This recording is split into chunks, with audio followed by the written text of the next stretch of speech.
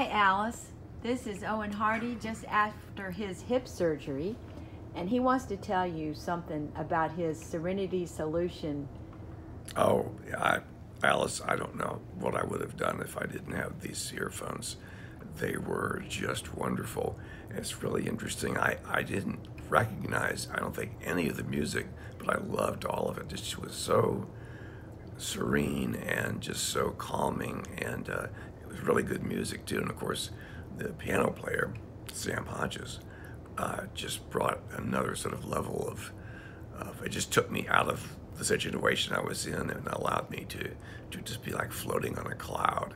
It was absolutely wonderful, and you know, I I just can't thank you enough for doing this and starting your business, and it's something that I'll never forget. And my next surgery, if there is one, I'll I'll have the latest issue kind of earphone that you make. And but again, thank you so much. It was great.